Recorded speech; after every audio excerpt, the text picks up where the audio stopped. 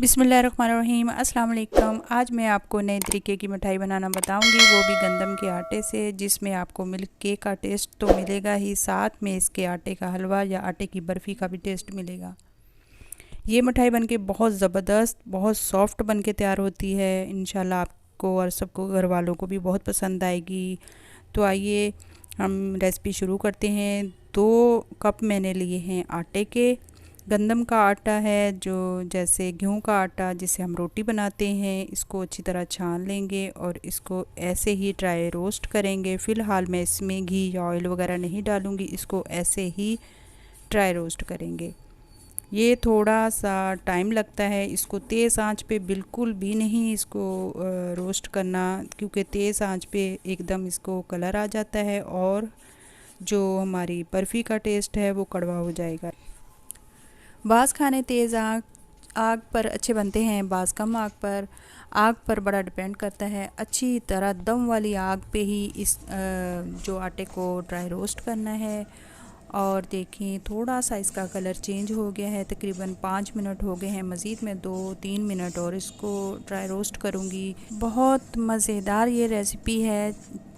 Step by step आपसे हर इसकी recipe मैं आपसे शेयर करती जाऊंगी, क्योंकि इसमें बहुत कम चीज़ें डल के ये देखें, ये इतना मज़ेदार जो हमारा मिल्क केक, आटे का मिल्क केक बन के तैयार होगा। ये देखें तकरीबन अब मुझे हो गए हैं इसको 7 मिनट इसको भूनते हुए, और कलर बहुत अच्छा सा आ गया है। ज़्यादा हम इसको नहीं करेंगे, अब थोड़ा सा हम इसमें फिर फ्राई करेंगे। इसमें मैंने घी डाला है आधा कप। जिस कप से मैंने 2 कप लिए हैं आटे के, और वही आधा कप मैंने लिया है घी का। इसमें आप ऑयल भी डाल सकते हैं, लेकिन ऑयल से जैसे बर्फ़ी इतनी अच्छी नहीं बनती। इसमें घी ही डालें तो ज़्यादा अच्छा बनता है। मैं देसी घी में ही बनाऊंगी। थोड़ा सा भी मैंने डाल दिया है और बाकी का फिर बाद में मैं डालूंगी अगर ज़रूरत पड़ी तो। ये देखें कुछ इस तरह आ गई है, और मुझे अब भी भूनते हुए 5 मिनट हो गए हैं कि मैंने मज़ीद 7 मिनट वैसे मैंने इसको ड्राई रोस्ट किया है, और अब मैंने इसको घी के साथ 5 मिनट हो गए हैं मुझे मज़ीद फ्राई करते हुए। अब थोड़ा सा घी इसमें डालूँगी। 3 मैंने खाने वाले चम्मच इसमें डाल दिए, टेबल स्पून मैंने 3 खाने के डाल दिए हैं। अब देखें ये कुछ इस लिक्विड में आ गया है, और मज़ीद इसको भूनते जाएंगे।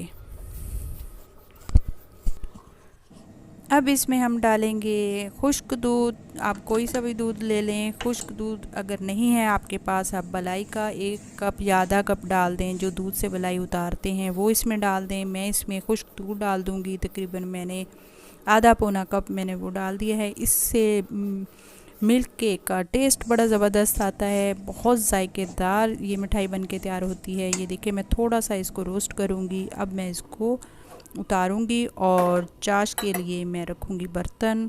1 पतीली मैंने रखी है, इसमें डालूँगी 1 कप चीनी का।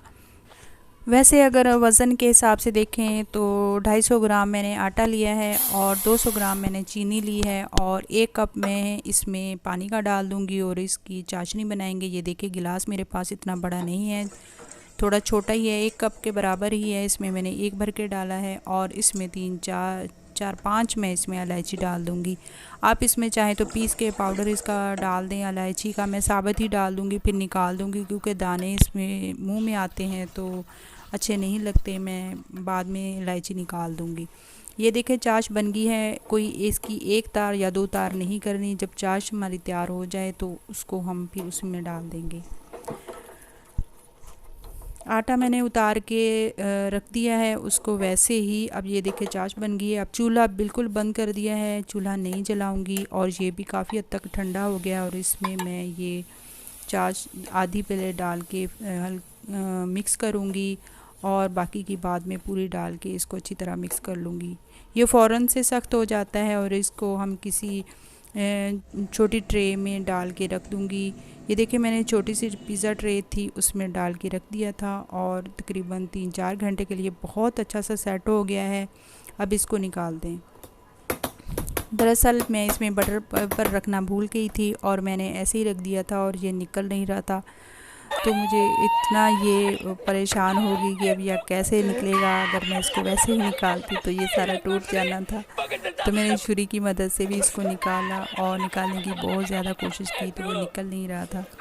फिर मैंने इसको चूल्हे पे रखा और थोड़ा सा गर्म किया ट्रे को, और फिर जब निकाला तो उसमें से निकल आया।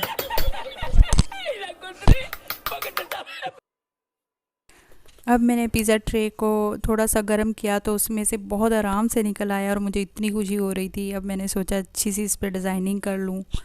तो देखिए मैं इस पर डिज़ाइन करती हूँ, देखते हैं कि क्या बनता है, इसकी किस तरह की टिक्कियाँ बनती हैं। तो ये देखिए मैं इस तरह थोड़ी सी इसकी डिज़ाइनिंग कर रही हूँ और देखते हैं आगे क्या बनता है। और आप इसको किसी भी शेप में काट सकते हैं, चौकोर शेप में, ट्रायंगल शेप में, लेकिन मैं थोड़ी सी डिज़ाइनिंग करूँगी और इसकी मैं थोड़ी सी स्केच कर लूँगी और बाद में इसको कटिंग करूँगी।